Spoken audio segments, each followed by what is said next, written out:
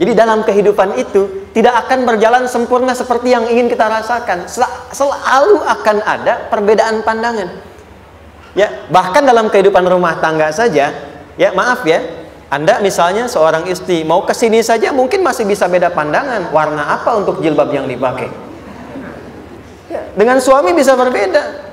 Papa, bagus yang mana ya? Hijau atau kuning? Ah, kayaknya yang hijau deh gitu kan.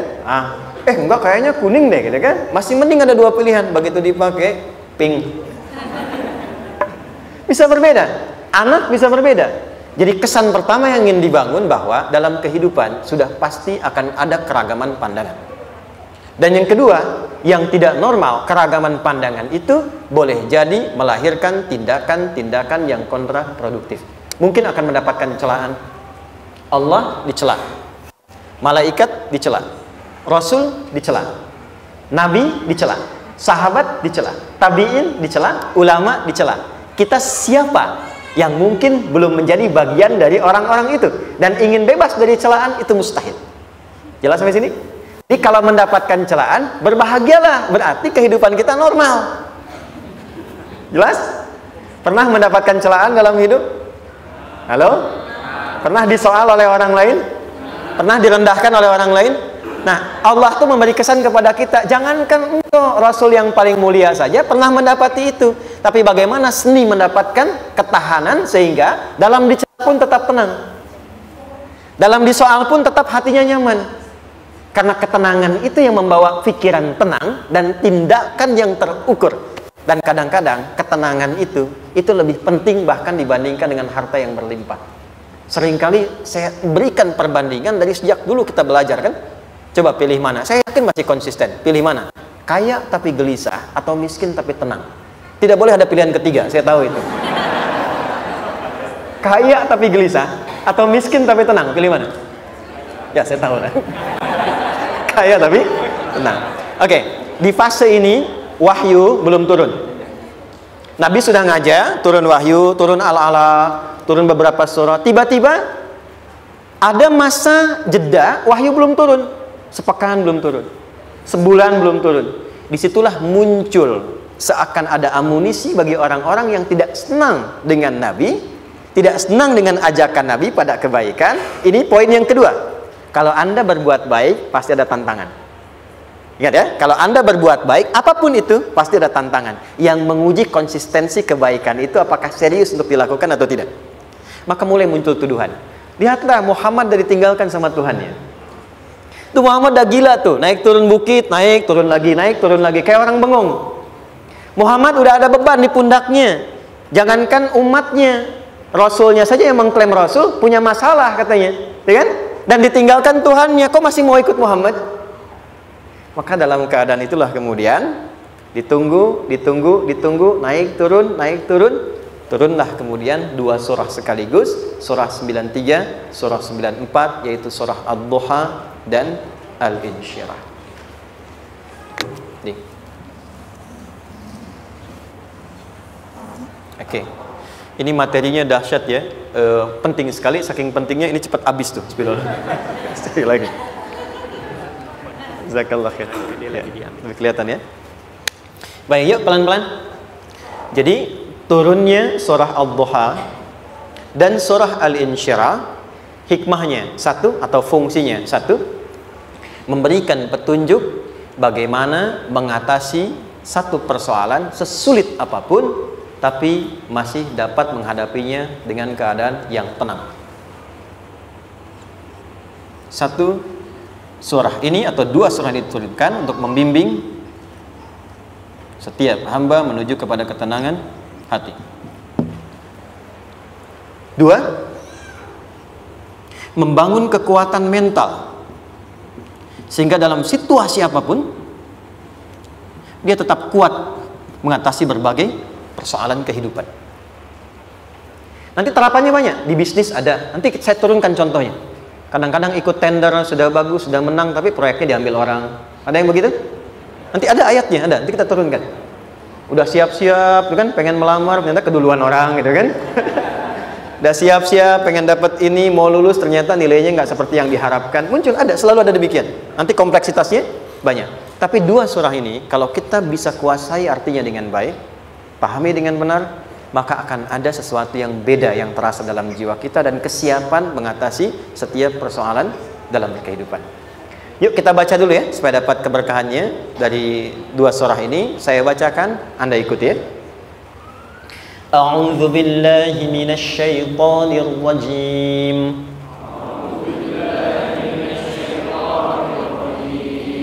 Bismillahirrahmanirrahim. Wadduha wal-laili idza saja ma wadda'aka rabbuka wa ma qala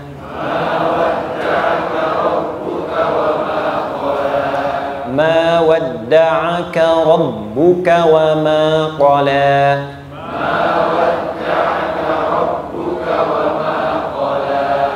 walal akhiratu khairul laka minal ula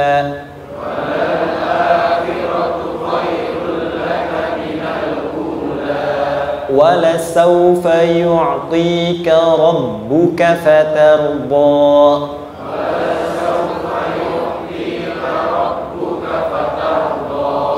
alam yajidka yatiman fa'awa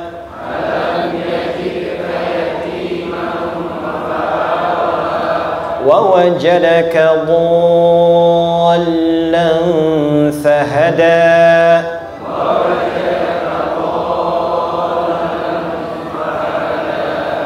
ووجدك عائلا فأغنى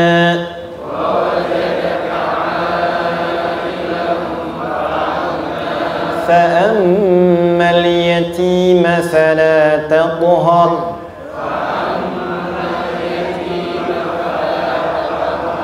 وأما السائل فلا تنهر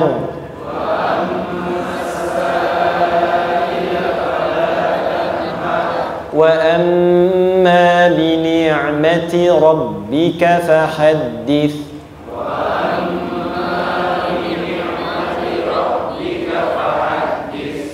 Satu surah dulu, alhamdulillah. Izin saya bacakan tadi untuk diikuti supaya setidaknya kalau kita pulang dan ditanya bagaimana hidupmu engkau jalani, seperti apa engkau berinteraksi dengan Quran yang telah aku turunkan, maka kita pernah menjawab, ya Allah kami pernah bacakan itu. Jangan pernah kita berkehidupan sampai wafat dan tidak pernah berinteraksi dengan Quran walaupun sekedar membacanya. Wadduha, aku bersumpah, setiap huruf waw yang berada di awal kalimat di satu surah itu makna utamanya berarti sumpah, ya, qasam, sumpah. Seringkali diartikan demi, ya. Wal asri, demi masa. Wal fajri, demi waktu fajar. Wal laili, demi malam. Intinya sumpah. Sebentar, pelan-pelan. Kalau Allah menyampaikan sesuatu kepada kita, yakin tidak? Saya ulang, yakin tidak? Serius? Hah? Kalau yakin, kenapa tidak dilakukan? Ya, itu pertanyaan besar ya. Baik, kalau Allah menyampaikan, tidak bersumpah pun harusnya kita yakin. Tapi kalau Allah bersumpah dalam kaidah ilmu tafsir, berarti ada sesuatu yang sangat penting, yang saking pentingnya akan sangat dibutuhkan oleh setiap hamba, sehingga diminta setiap hamba itu fokus menyimak apa yang mau disampaikan. Bahkan saking pentingnya menyimak itu, Allah bersumpah. Jelas? Jadi kalau teman-teman menemukan di Quran ada ayat dibuka dengan sumpah, berarti ada kasih Allah yang tinggi yang akan disampaikan di ayat itu sampai meminta kita fokus untuk menyimaknya. Ad-duha, untuk memudahkan maknanya, teman-teman, kalau waktu duha itu jam berapa ya? Oke, sebetulnya dimulai sejak matahari itu mulai naik, yang memantulkan, ya, atau menyinari cahayanya itu mulai terasa lembut. Ya, kalau misalnya kita ambil 1,5 jam setelah subuh. Sekarang subuh 4:30 lah, taruhlah 4:30 ya. 1,5 jam berarti jam 6 kan? Nah, itu awal duha tuh. Awal duha. Sampai ke pertengahan kurang lebih 9:30, jam 10. Akhir duha jam 11 sampai menjelang ke zuhur. Awal duhanya disebut dengan syuruk namanya. Syuruk. Jadi syuruk itu awal duha. Kalau sudah jam 6 ada cahaya matahari ya. Enak nggak ke tubuh kita itu? Nyaman nggak? Jam 8 enak nggak kalau berjemur ya? Jam 9 enak ya? Nah, ini kata kiasan dalam bahasa Arab. Kalau kita merasakan sesuatu yang enak, nyaman, memberikan manfaat yang banyak, itu orang Arab sering memberikan kiasan dengan waktu-waktu tertentu. Di antaranya duha. Jadi kalau kita menemukan kalimat duha, jangan langsung diartikan ke waktu duhanya. Boleh jadi yang diinginkan adalah makna di balik itu, yaitu semua kenikmatan dan kenyamanan yang didapatkan. Cara mengartikan ini, wadduha, aku bersumpah, kata Allah, ya Muhammad, demi semua kenikmatan yang kau rasakan dalam hidup, seperti engkau merasakan kenikmatan cahaya duha itu. Jelas? Wal laili idza saja. Dan aku bersumpah, al-lail, lail itu apa? Malam. Baik, lail turunannya, layali jamaknya, lela, lili, lala, itu malam. Jadi kalau ada ibu leli, ibu malam-malam ya. Al-lail. Oke. Lail itu malam. Malam gelap nggak? Gelap. Tapi kalau gelapnya gulita, tidak ada cahayanya, gelap betul gitu. Gelap ya. Misalnya sedang kita dapati misalnya satu momentum padam lampu, padam semua, dan pas gerhana misalnya gelap sekali. Nah, itu bahasa Arabnya disebut dengan saja namanya. Ya, saja. Wal laili idza saja. Dan malam apabila telah gulita. Zaman Nabi kan nggak ada lampu. Ya, belum ada PLN, ya, dan seterusnya. Jadi gelapnya betul-betul gelap. Saya mau tanya sebentar. Biasanya kalau situasi gelap itu mudah nggak menemukan benda tertentu? Melangkah mudah atau sulit? Tidak mudah untuk dilakukan kan? Dalam bahasa Arab, kalau kita ingin mengungkapkan satu kegamangan yang luar biasa, sampai kita merasakan gelap dan sulit melangkah, bukan hanya karena nggak ada cahaya, mungkin karena ada pekerjaan tertentu yang menyulitkan, masalah tertentu yang menyulitkan, sehingga merasa seakan-akan kita tuh gelap, makan nggak enak, melangkah susah. Pernah nggak merasakan situasi yang saking beratnya satu beban itu seakan-akan makan nggak mau, melangkahnya berat, ada vertigo, kadang-kadang pusing? Pernah merasakan itu? Itu bahasa Arabnya wal laili idza saja. Perhatikan kalimatnya, ya Muhammad sallallahu alaihi wasallam, aku bersumpah demi semua kebahagiaan dan kenikmatan yang engkau pernah raih, seperti merasakan kenikmatan cahaya duha. Dan mungkin persoalan hidup yang pelik yang membuat engkau merasakan kesulitan, seakan-akan merasa di suasana gelap yang gulita. Ma wadda'aka rabbuka wa ma qala. Tanamkan dalam jiwamu yang paling dalam, aku tidak akan pernah meninggalkanmu. Ada suami pulang dari pekerjaan, mendapati istri sedang termenung dan mengalir air matanya. Tiba-tiba suaminya datang mengatakan, hangat sekali pada istrinya, di sampingnya, membelainya dan mengatakan, "Ma, demi semua suka yang pernah kita lalui bersama, dan demi duka yang mengalirkan air matamu saat ini pun, tanamkan dalam hatimu yang paling dalam, Papa akan selalu bersama Mama dalam setiap situasi itu." Kira-kira para ibu merasakan itu bagaimana perasaannya? Masa sih? Tapi itu menarik loh. Menarik ya. Jadi kalau teman-teman ngaji surat Yusuf, di surat Yusuf itu laki-laki diilustrasikan dengan matahari, perempuan diilustrasikan dengan rembulan. Ya. Inni ra'aitu ahada asyara kaukaba wasyamsa wal qamara ra'aituhum li sajidin. Ayah, aku melihat bulan dan matahari serta 11 gemintang sujud hormat kepadaku. Jadi matahari diartikan itu sebagai laki-laki, suami, ayah. Kenapa disebut matahari? Diilustrasikannya, matahari itu kan menyengat dengan kuat. Kalau kita menjemur, mengeringkan pakaian, melindungi. Tipikal suami itu melindungi. Ada yang ganggu istri, sengat dengan kuat. Ada air mata yang mengalir, hey, keringkan itu sehingga tidak larut air mata mengalir di pipinya. Itu matahari. Sebaliknya rembulan. Rembulan itu kan enak dipandang, bukan bulannya ya. Bukan bulannya. Kalau bulannya kan desainnya nggak sempurna, baik terlihat. Tapi cahaya rembulannya. tampil dengan indah, tampil dengan baik, enak dipandang, menenangkan, dan tidak tertukar. Jangan sampai ada istri jadi matahari, suami jadi rembulan. Jelas ya? Dengan kekuatan bulan aku menghukummu, ya kan? Itu salah. Oke. Tahan sampai sini, tahan. Lihat baik-baik. Saya berhenti sampai sini dulu. Kalau di Quran ada ayat menyebutkan, tidak spesifik orang yang disebutkan dan kapan kejadiannya, maka peristiwa itu akan terjadi dan dialami oleh kemungkinan generasi berbeda di setiap masa dengan tokoh berbeda tapi perasaan yang serupa. Sebaliknya, kalau disebutkan namanya, jelas identitasnya, kapan kejadiannya, maka peristiwa itu hanya akan menimpa orang tersebut dan tidak akan dialami lagi orang lain setelahnya. Saya tanya dulu yang akhwat, yang perempuan, kenal Maryam? Kenal, bagus. Kenal di mana? Maryam anaknya Imran, mengandung, melahirkan Isa alaihissalam, Yesus Mesias, tanpa disentuh laki-laki manapun. Dan di Quran identitasnya disebutkan langsung, Maryam binti Imran, wa Maryam ibnata Imran. Ini menunjukkan kesan bahwa yang mengandung dan melahirkan tanpa disentuh laki-laki manapun, itu hanya Maryam anaknya Imran. Ingat ya, mengandung, melahirkan tanpa disentuh laki-laki manapun. Bukan mengandung, melahirkan tanpa suami, kalau itu banyak dia. Ya, mengandung, melahirkan tanpa disentuh laki-laki manapun. Hanya Maryam binti Imran. Tapi kalau nggak disebutkan siapa orangnya, kapan kejadiannya, tidak detail disebutkan, ini artinya situasi itu akan dialami kembali oleh orang di masa depan dengan generasi yang berbeda tapi substansi yang sama. Pertanyaannya, pernahkah kita mengalami situasi yang sulit sampai seakan merasa gelap?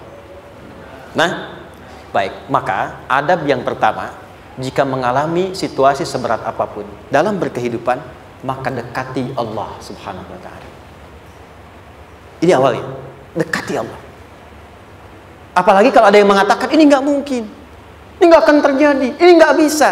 Kalau sudah ada tanda seperti itu tanda langsung dari Allah supaya Anda diminta langsung mendekat kepada Allah dan tinggalkan semua makhluk. Karena Allah hanya akan mengabulkan langsung kepada Anda tanpa perantara siapapun.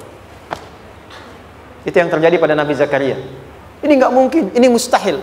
Maka beliau langsung memohon kepada Allah dan langsung menyebutkan, ya Allah, saya minta darimu saja, tidak dari yang lain. Maka dikabulkan seketika. Jadi yang pertama, jika punya kesulitan sebesar apapun, seberat apapun, cepat dekati Allah. Maka di situ akan dijawab langsung oleh Allah, ma wadda'aka rabbuka wa ma qala. Hambaku, sepanjang engkau mendekat kepadaku, maka yakinkan dalam dirimu, situasi apapun yang kau rasakan, aku tidak akan pernah meninggalkanmu. Sudah? Satu? Paham sampai sini? Oke. Pelan-pelan ya. Saya belum bicara caranya. Saya baru bicara di awal motivasinya. Dekati Allah dulu, nanti caranya didetilkan di surah Al-Insyirah. Teruskan. Ma wadda'aka rabbuka wa ma qala. Walal akhiratu khairul laka minal. Perhatikan. Hei, seberat-berat bebanmu saat ini, ingat, satu saat akan tuntas. Dan ini pun ujian. Kalau sudah meninggal, gak ada ujian lagi. Dan nanti kehidupan yang sekarang, apapun yang kau pertentangkan, perdebatkan, perselisihkan, itu semua akan ditinggalkan. Jadi ternyata Allah mengungkap hakikat kehidupan dunia. Apapun yang diperselisihkan, tuh unik ya. Orang berselisih pada yang akan ditinggalkan. Aneh nggak? Ada orang berebut makanan, ya kan? Rebutan sampai berkelahi dan sebagainya. Pada akhirnya, makanan yang diperebutkan itu pun akan ditinggalkan. Yang ini meninggal, itu meninggal. Jadi memperebutkan sesuatu yang pada akhirnya akan berakhir.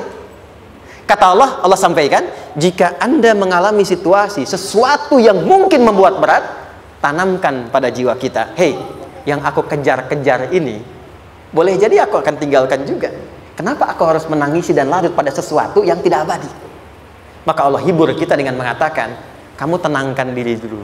Semua yang kamu pikirkan sampai membuat kamu berat begini, pada akhirnya kamu tinggalkan. Dan yang abadi itu akhirat. Walal akhiratu khairul laka minal.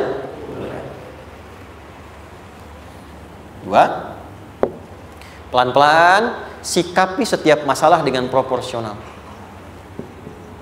Jangan terlalu larut dalam sesuatu. Dapat job satu, pengen, dah siap, kontraknya besar, tiba-tiba hilang.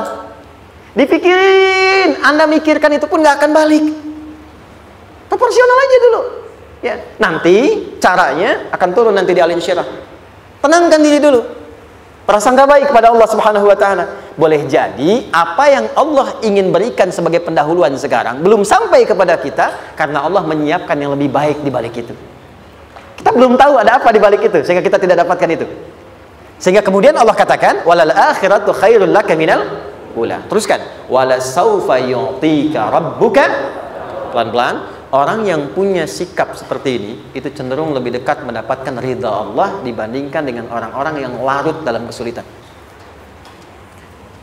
Orang yang move on dengan setiap persoalan dalam kehidupan, cepat berpikir secara proporsional, tidak menggantungkan hidupnya pada persoalan tertentu sehingga membuat dia menjadi beban, itu lebih mendekatkan dirinya kepada ridha Allah dibandingkan dengan orang yang meratapi persoalan hidupnya. Ya. Pelan-pelan. Jadi spiritnya, kalau punya masalah apapun, jangan dilarutin terus. Gak usah diratapi, cepat move on. Berpikir lagi, rencanakan lagi. Nanti, detailnya ada di Al Insyirah. Tapi poin besarnya, janji Allah mengatakan, kalau Anda bisa move on, proporsional, maka yang dijanjikan oleh Allah, di situ Allah percepat datangnya ridha Allah Subhanahu wa taala. Kalau ridha Allah sudah datang, maka akan dua yang diberikan. Pertama kali, ketenangan di dalam jiwa, dan yang kedua, kemampuan untuk berikhtiar lebih baik mencapai apa yang diinginkan. Satu, kalau ridha Allah sudah diberikan pada seorang hamba, yang pertama diberikan ketenangan dalam jiwa. Bukan dunianya dulu. Bukan apa yang Anda ingin harapkan dulu. Pengen sesuatu, ya, pengen materi, pengen kedudukan, pengen lulus anaknya ujian, ya kan? Tiba-tiba terjadi sesuatu, diratapin, alih-alih meratap, alih-alih membuat status, alih-alih menyulitkan diri, kata Allah, terima dulu proporsional. Setelah itu dekatkan diri kepada Allah, turun ridha Allah. Begitu turun, yang pertama diberikan ketenangan kepada hati. Tenang dulu. Kalau sudah tenang, nanti dibimbing menyelesaikan apa yang sedang dihadapi itu. Itu poin yang ketiga. Pelan-pelan. 4. Kita masuk ke detail sekarang. Perhatikan baik-baik. Ini yang paling menarik. Alam yajidka yatiman fa'awa. Muhammad SAW, bukankah dulu engkau yatim? Punya banyak masalah? Aku selesaikan juga. Ayahmu meninggal sebelum lahir, ada ibu. Ibu meninggal, ada kakek. Kakek meninggal, ada paman. Ya kan? Ada teman yang menemani Sayyidah Khadijah. Teman yang setia. Semua kebutuhan tersedia. Artinya apa? Perhatikan baik-baik. Kalau Anda punya masalah sekarang, jangan sampai melupakan yang dulu-dulu pun pernah tuntas Allah selesaikan. Jadi kalau sekarang sedang punya persoalan, jangan sampai satu masalah ini membuat Anda kehilangan harapan dan kehidupan. Sementara Anda sadar, dulu pun banyak masalah kok selesai juga. Kenapa dengan yang satu ini kita harus jatuh? Sekarang usia berapa? 20, 30, 40, 50. Sekarang usia 50 tahun, ada masalah, baru 5 menit datang sudah merasa jatuh. Yang 50 tahun ke belakang yang banyak selesai itu kita nilai atau tidak? Maka kata Allah, seperti yang dulu pernah aku selesaikan ribuan masalah itu, yang sekarang pun mudah aku tuntaskan. Jelas? Nah, secara psikologi, orang-orang yang selalu bertindak seperti itu akan selalu punya harapan lebih tinggi untuk menyelesaikan persoalannya. Jadi kalau sedang punya masalah, pikirkan yang dulu juga selesai, masa yang sekarang nggak selesai. Itu prinsipnya. Secara psikologis demikian. Jelas ya? Oke. Wa wajadaka dhallan fahada. Muhammad, dulu engkau pernah mengalami melihat masyarakat banyak berbuat yang tidak baik, aku berikan petunjuk. Kuncinya fahada di situ.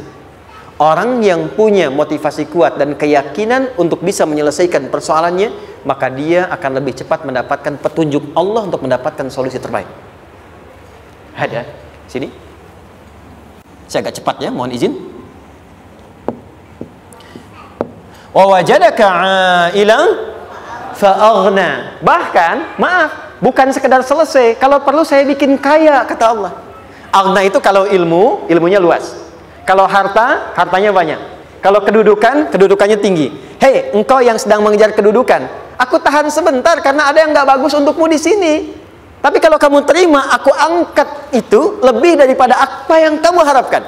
Kamu pengennya bintang 2, aku naikkan sampai bintang 4. Kalau perlu 5 sekalian. hei, kamu yang ingin kampus di sini, aku tahan, bahasa kamu nggak lulus, kamu nangis, kamu mengadu, kamu datang pada orang tua mulai protes, mulai curhat macam-macam, terima dulu. Mungkin di sini ada yang tidak baik, seperti doa ibumu yang sering memohon, ya Allah, jangan sampai anakku berbuat yang salah, jangan sampai terjebak narkoba, jangan sampai terbawa tawuran. Di sini ada yang kurang tepat untukmu. Kalau kamu ridha, kamu terima, kamu proporsional, bahkan aku pindahkan ke kampus yang lebih baik yang tidak kamu bayangkan sebelumnya. Di orang-orang yang selalu menerima apa yang Allah ujikan dan ridha dengan itu, maka Allah akan angkat derajatnya bahkan melebihi ekspektasi dirinya. Paham? Kalau sudah seperti itu, maka lihat ujung ayatnya. Lihat ujung ayatnya. Fa ammal yatima fala taqhar. Hei, maka jangan pelit berbagi kepada orang lain. Share. Kalau sudah sukses, share. Berbagi, bukan hanya materi, bagi ilmunya, ya, bagi kebahagiaannya. Wa ammas sa'ila fala tanhar. Jangan sampai nunggu orang minta. Kalau lihat ada kawan yang butuh, sekarang Anda sukses. Tapi boleh jadi kesuksesan Anda itu tangganya dari teman-teman Anda. Kalau sudah teraih ke atas, lihat lagi anak tangganya ke bawah. Ajak teman, jangan ditunggu minta. Ajak, bawa dia, berikan peluang. Jangan sampai dia minta, apalagi Anda bentak-bentak. Aku kan yang dulu bantu kamu. Jangan sampai keluar kata-kata itu. Kamu bisa naik di atas karena aku kan yang dulu bantu kamu. Kamu bisa jadi pemeran utama karena aku yang rekomendasikan. Karena aku yang dorong kamu. Misal, jangan sampai keluar kata-kata itu. Apalagi langsung keluar, tidak. Ini karena ilmuku saja misalnya. Kalau itu bisa dilakukan dengan baik. Lihat ujungnya. Wa amma bi ni'mati rabbika fahaddits. Maka semua nikmat yang dirasakan akan mudah untuk diimplementasikan dan disyukuri. Jadi semua nikmat itu bukan cuma dirasakan. Jadi membagi semua nikmat itu adalah rasa terbaik untuk menikmatinya. Maaf ya, Anda kalau punya makanan, dimakan sendiri. Dengan dibagi sama-sama, kira-kira rasa nyamannya yang pertama atau yang kedua? Kedua. Makan sendiri, enaknya sendiri kan? Tapi ketika ada teman berbagi dan tahu, oh enak ya, nyaman ya, ada kebahagiaan, ada ngobrol, ada tertawa, ada kebersamaan, itulah inti nikmat yang sesungguhnya. Wa amma bi ni'mati rabbika. Ternyata masalah yang diberikan bukan ingin memberikan beban, tapi ujungnya, endingnya supaya Anda bisa mendapatkan nikmat berkualitas yang bisa dibagi. Lihat surat Ad-Duha itu jangan cuma lihat awalnya, lihat ujungnya. Ternyata ketika seseorang mendapat masalah, seberat apapun, itu bukan ingin membebani, tapi ingin meningkatkan kualitas hidupnya supaya mendapatkan nikmat yang lebih besar dan merasakan nikmatnya itu dengan berbagi.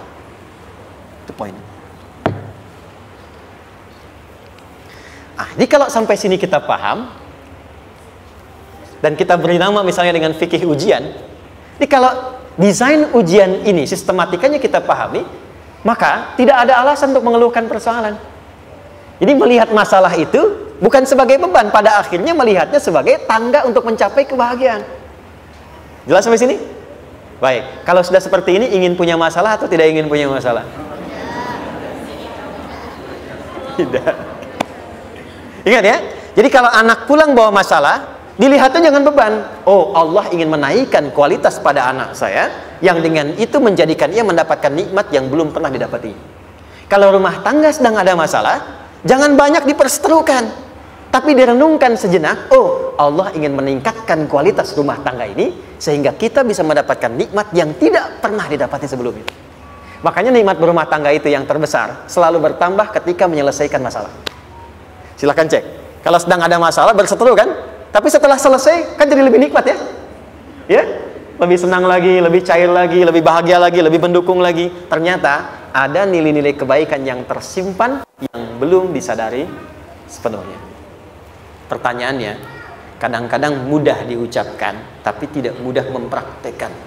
Bagaimana itu semua bisa ditempuh dengan baik sehingga ketika mengalaminya kita bisa tenang menghadapinya. Maka turunlah surah Al-Insyirah. Saya cepat.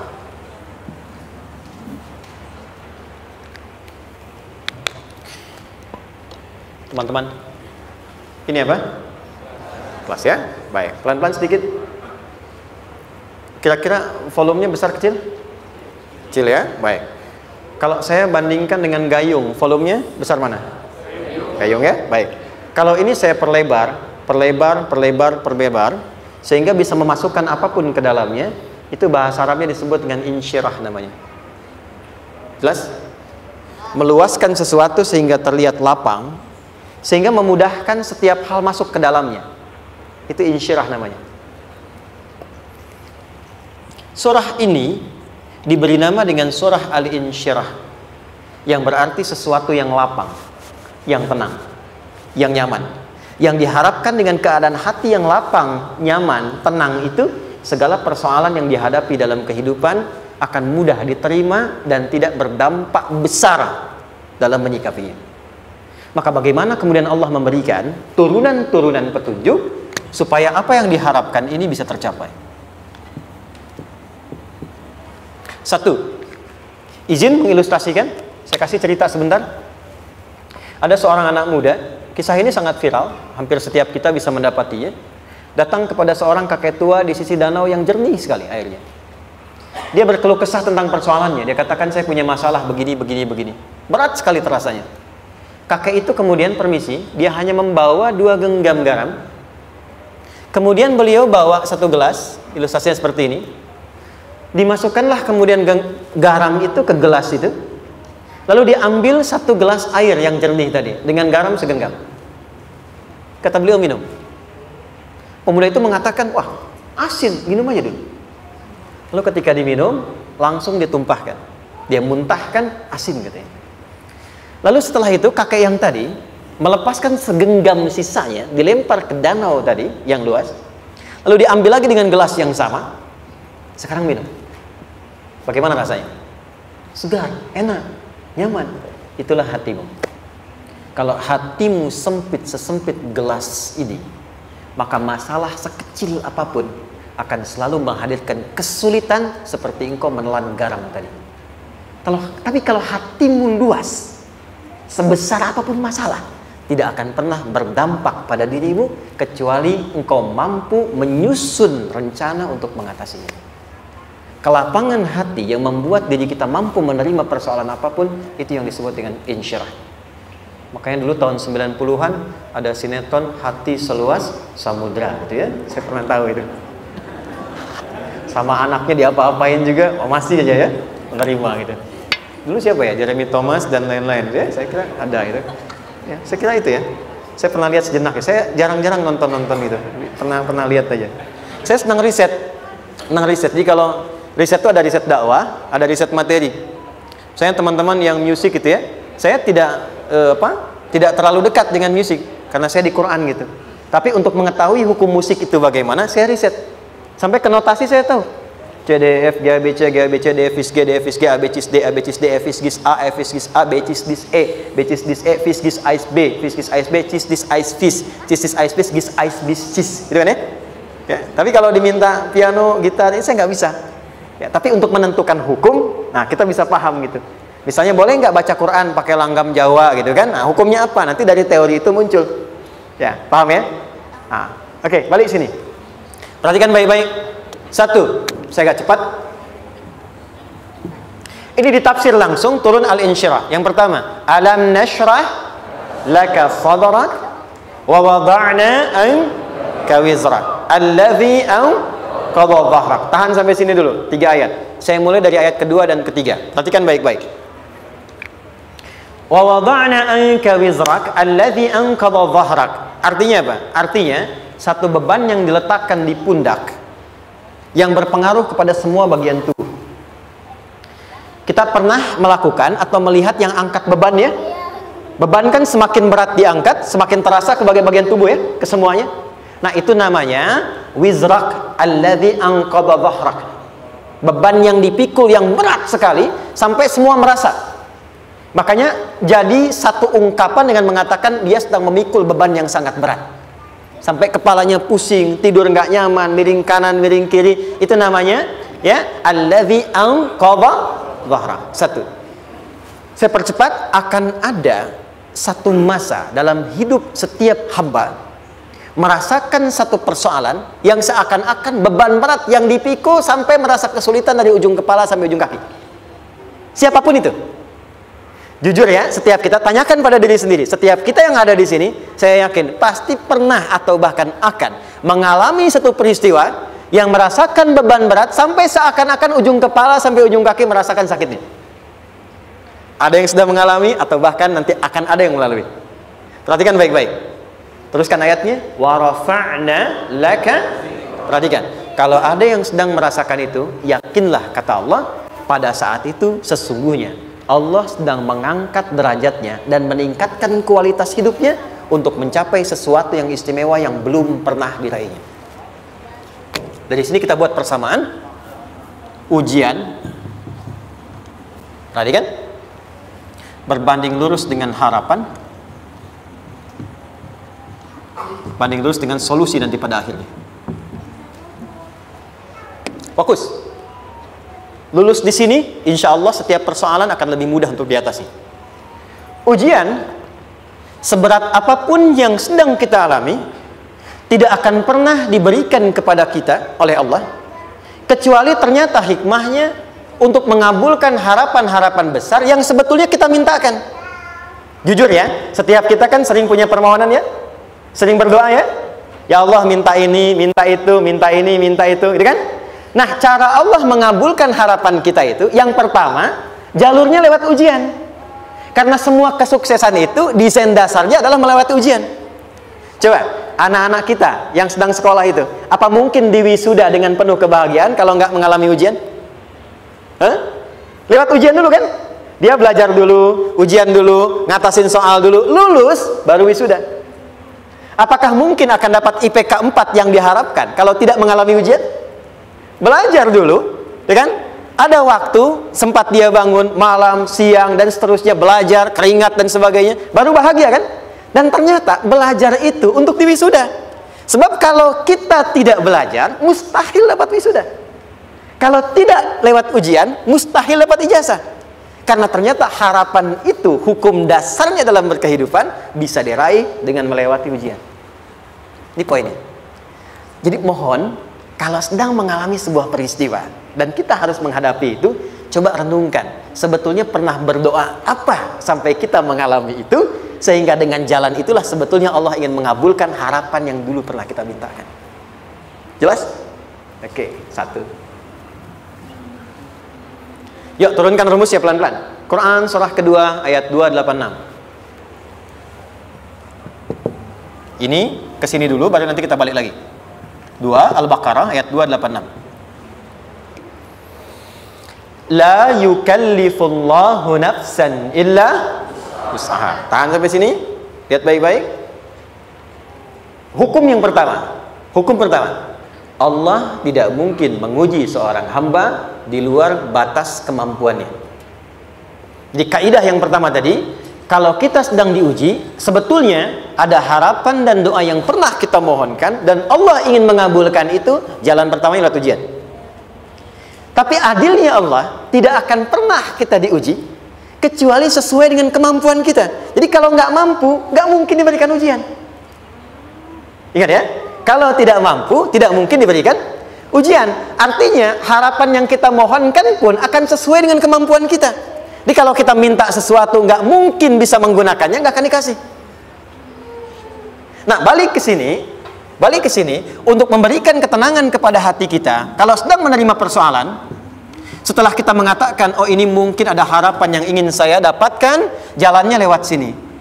Untuk memberikan ketenangan kepada hati, begitu persoalannya tiba, langsung katakan pada diri kita, saya pasti bisa menjalaninya. Mustahil saya diuji kalau nggak mampu menjalaninya. Itu bahasa singkatnya.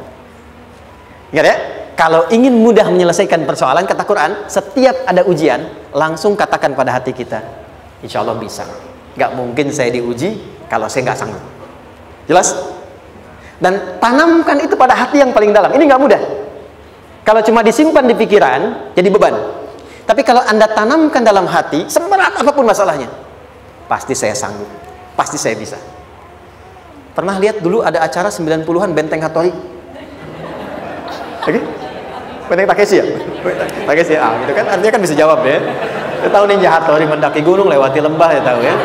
Ya, Songoku, Songgohan, apa? Saya tahu itu. Songoku, Kamehameha, Piccolo itu, yang nulisnya Suzuki Watanabe, saya tahu itu. Benteng Hattori, balik lagi ya. Benteng Takeshi ya. Puncaknya kan main pakai itu kan, pakai tanknya dan sebagainya. Tapi pernah ingat gak satu episodenya itu? Begitu akan bertarung, kan selalu ada motivator di sampingnya itu mengatakan, ayo, kamu bisa, gitu kan? Wah, namanya. Dia nggak ngaji Quran tuh. Kita punya ayatnya. Pernah nggak? Buka lagi ya dulu ya. Oke. Korea, kenapa bisa nyusul Jepang? Salah satunya, waktu Jepang itu maju, setiap di Korea itu ditanamkan dari mulai anak-anak TK-nya. Kita harus lebih daripada Jepang. Sejak anak-anaknya TK. Itu ditanamkan betul. Kita bisa, kita dari TK. Sehingga ketika di sana bikin Honda, sini Hyundai. Hyundai kan dibacanya Hyundai, kan? Sana Honda, sini Hyundai gitu. Di apapun yang dibuat Jepang, Korea harus lebih unggul. Itu ditanamkan dari awal. Bisa. Kita itu sekarang punya ayatnya. Jadi kalau sedang punya masalah seberat apapun, katakan pada diri kita, insya Allah bisa. Gak mungkin diuji kalau nggak sanggup. Bisa insya Allah. Bisa. Kenapa mah? Bisa. Jelas? Oke. Sudah di situ teruskan. Lanjutkan. Warafa'na laka dzikra. Teruskan. Fa inna ma'al usri. Nah, ini poin terbesarnya. Fa inna ma'al usri yusra. Fa huruf yang menunjukkan sesuatu berlangsung dengan cepat. Inna di ilmu nahwunya berbunyi begini, di gramatikal bahasa Arab. Harfun nasbin wa taukidin. Tansibul isma wa tarfa'ul khabara. Mabniyun 'alal fathi la mahalla lahu min al-i'rabi. Paham? Tidak. Inna huruf yang digunakan untuk menguatkan informasi agar ditancapkan ke dalam hati sekuat-kuatnya dan jangan pernah ragu. Jadi kalau orang Arab itu nancapkan tongkat begini dan kuat, tidak goyah, itu nasab namanya. Nasabar rajula asahu fil ardi. Inna ini harfu nasab. Jadi kalau ada di Quran dibuka informasinya dengan inna, maksudnya begini, hei, tancapkan informasi dalam hatimu dengan kuat, jangan pernah ragu. Yakinkan pada dirimu. Apa yang harus diyakinkan? Ma'al usri yusra. Inna ma'al usri yusra. Usrun sama dengan yusrun. Lari ke sini. Oke. Apa artinya usrun? Sulit. Oke. Sulit itu ada dua. Ada sa'bun, ada usrun. Kalau kesulitan yang relatif, kata si A sulit, si B mudah, itu sa'bun namanya. Contoh, kata si fulan, bahasa Jepang susah. Padahal kata yang lain tidak. Saya ke Jepang, anak-anak kecil begini bisa bahasa Jepang, gitu kan? Bagi mereka mudah, gitu ya. Saking mudahnya gitu. Kata shiwa, gitu. Anak-anak kecil, bagi mereka mudah, bagi kita belum tentu. Itu sa'bun. Inna lughatal yabaniyah sa'bah. Relatif. Tapi kalau kesulitan yang sifatnya mutlak, semua orang mengatakan sulit. Maaf, bawa mobil, sulit atau mudah? Bukan mengendarai ya, bawa mobil, bawa. Sulit ya? Sulit ya? Baik, sepakat sulit semuanya. Nah, itu dalam bahasa Arab dikenal dengan usrun. Kesulitan yang semua sepakat bahwa itu susah. Sulit, semua sepakat. Dan ketika ada orang bicara, aku sedang punya masalah begini, semua mengatakan, wah itu nggak mudah, itu nggak mudah. Itu usrun namanya. Lawannya, kemudahan yang relatif disebut sahlun. Tapi kemudahan yang semua sepakat bahwa itu mudah, itu yusrun namanya. Mengangkat spidol, semua mengatakan mudah, ringan. Itu yusrun namanya. Perhatikan, Allah tidak memasangkan sa'bun dengan sahlun, tapi memasangkan usrun dengan yusrun. Orang-orang yang punya keyakinan kuat, setiap persoalan itu akan selesai. Dan dia mengatakan pada dirinya, aku bisa melewatinya. Maka, perhatikan kalimatnya kata Quran, inna ma'al usri yusran. Sesulit apapun masalah yang sedang dia alami, maka Allah akan datangkan solusi semudah-mudahnya yang bisa dia nikmati. Dengan kata lain, kalau kita bawa ke bahasa psikologi, kalau sedang menghadapi persoalan seberat apapun, selain kita mengatakan, ini pasti bisa saya lalui, saya insya Allah sanggup mengatasinya, katakan pada diri kita, ini pasti selesai. Pasti ada solusinya, pasti mudah. Katakan, walaupun memang solusinya belum datang, tapi tenangkan pada diri kita dengan mengatakan inna ma'al usri yusra. Bahasa psikologinya, katakan pada diri kita ini pasti selesai. Nggak mungkin nggak selesai, pasti ada solusinya, pasti mudah. Itu lebih memberikan harapan pada diri kita untuk menuntaskan persoalan dibandingkan dengan meratapinya. Jelas? Teruskan. Fa inna ma'al usri. Kalau masih ragu kata Allah, katakan lagi sekali lagi. Sampai hati kita merasa nyaman. Jadi kalau sedang punya persoalan seberat apapun, tanamkan pada diri kita, pasti selesai. Belum nampak, insya Allah pasti selesai. Gak mungkin diuji kalau nggak ada solusi. Itu lebih memberikan harapan. Setelah itu, fa'idha faraghta, mitigasi masalahnya, mitigasi persoalannya. Tuliskan, ini masalahnya apa? Rumah tangga. Apa saja misalnya, dia ada suami, ada istri, ada anak-anak. Masalah ada di mana?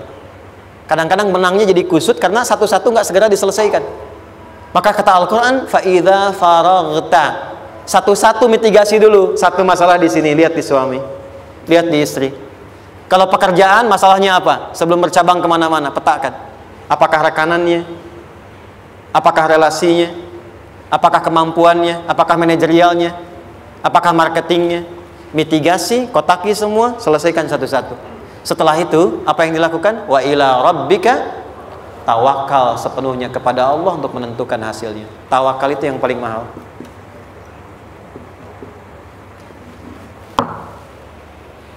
Anda kalau nggak punya kepasrahan, stres. Karena selalu memikirkan apa yang mau dikerjakan dan selalu orientasi pada hasil. Kita punya tawakal. Kalau kita mampu menyerahkan sesuatu, gini. Di sini ada orang yang paling jago misalnya main basket. Ada pertandingan basket. Begitu dibuka, udah tim musyawarah serahkan aja pada si fulan. Kan? Dia yang paling jago, dia. Bukankah dengan menyerahkan itu bukan hanya kita berikan sebuah tugas, ya kan? Tapi dengan itu ada kelapangan tersendiri kan? Ah, yakinlah sukses, dia paling hebat. Pernah ada perasaan gitu? Sekarang, siapa yang paling mampu menguasai? Siapa yang paling hebat menyelesaikan segala hal? Siapa yang punya segalanya? Bukankah Allah? Orang-orang yang punya tingkat tawakal yang tinggi, maka satu, dia akan lebih stabil keadaan mentalnya dan tidak akan pernah gelisah dengan kekecewaan. Nggak ada kecewa. Karena tawakal itu kalau sudah kepasrahan pasti menerima hasil. Kalau sudah tawakal, terserah Allah tetapkan apa saja. Mau dapat sekarang, dapat besok, dapat nanti. Puncak yang paling tinggi, hei, tugasmu hanya berikhtiar semampu yang bisa dilakukan. Selanjutnya, biarkan Allah menetapkan apa yang menjadi bagian dari maslahat kehidupan kita. Saya tutup. Cara Allah menjawab harapan kita ada 3. 1. Memberi langsung apa yang kita mintakan. 2. Menunda itu sampai kita siap menerimanya. 3. Mengganti apa yang kita inginkan dengan apa yang kita butuhkan. Saya ulang ya. 1. Memberi langsung apa yang kita mohonkan. Misal, ya Allah saya ingin A misalnya, anak saya pengen ke ITB. Tapi nggak mungkin tiba-tiba langsung masuk ITB kan? Pasti lewat ini dulu kan? Ada ujian dulu, ikut tes dan seterusnya diterima sesuai. 2. Kadang menunda sesuatu sampai dia sanggup menjalaninya. Anda punya anak usia 5 tahun, pengen diberikan motor, Anda mampu untuk memberi motor, dikasih nggak? Tidak. Sampai dia sanggup mengendarai motor, baru Anda berikan. Terkadang ada yang kita minta sekarang, tidak didapati sekarang. Tapi ternyata tahun depan kita dapat. Kita harus sadar bahwa anugerah yang kita dapatkan tahun depan itu sebetulnya adalah hasil doa kita di tahun ini. Pernah dengar nggak kisah viral? Nabi itu berdoa, baru dikabulkan setahun setengah. Setahun 6 bulan. Padahal itu Nabi loh. Kiblat pertama kita kemana? Palestina kan? Baitul Maqdis kan? Nabi berdoa, mohon terus nengok ke langit. Al-Baqarah 144, minta, jawabannya turun setelah setahun setengah, setahun 6 bulan. Ada yang mengatakan di tafsir setahun 8 bulan, baru dikabulkan setelah setahun setengah. Padahal kurang soleh apa Nabi? Nabinya siap, mungkin umatnya yang belum siap. Nabinya siap, tapi ada tantangan di masyarakat yang tidak mudah, yang mungkin bisa meruntuhkan dakwah, baru dikabulkan setahun setengah. Ketika semua umatnya sudah bisa siap menerima itu. Boleh jadi apa yang diminta orang tua sekarang terkabulnya mungkin belasan puluhan tahun pada anaknya yang nomor sekian. Tahu Imam Syafi'i? Imam Syafi'i itu kan nama aslinya Muhammad, bapaknya Idris, kakek yang ke atas yang ketiga namanya Syafi'i. Kenapa disebut Imam Syafi'i? Dinisbatkan pada kakek yang ke atasnya. Ternyata kakeknya ini seorang ulama besar, saleh, memohon kepada Allah, setiap di keturunannya ada yang bisa menggantikan lebih soleh, lebih baik lagi. Ternyata yang didapatkan bukan dari anaknya, tapi generasi keturunan yang kesekian. Anda belum sekarang bisa hafal Quran, misalnya Anda bermohon, berdoa, boleh jadi yang hafal mungkin bukan di anak, bisa di cucu, bisa di bagian keluarga yang lain. Maka terkadang tawakal itu tidak hanya memberikan hasil yang cepat, tapi memberikan keindahan yang terasa tertunda, tapi melengkapi kebahagiaan yang dirasakan. Penutupnya, boleh jadi minta ke ITB, diterimanya di Unpad. Minta motor, dapatnya mobil, kalau itu senang luar biasa. Minta mobil, dapatnya motor, gitu kan? Ternyata kadang-kadang di sini yang terakhir, saya tutup, Allah mengabulkan apa yang kita butuhkan, bukan apa yang kita inginkan. Anak Anda sakit, dibawa ke dokter, kata dokter jangan dulu makan jeruk. Maka Anda pulang, dia minta jeruk, Anda berikan apel. Saya nggak mau apel mah, saya pengennya jeruk. Nggak apa-apa nak, ini apel rasa jeruk misalnya kan? Anda berikan. Ternyata apa?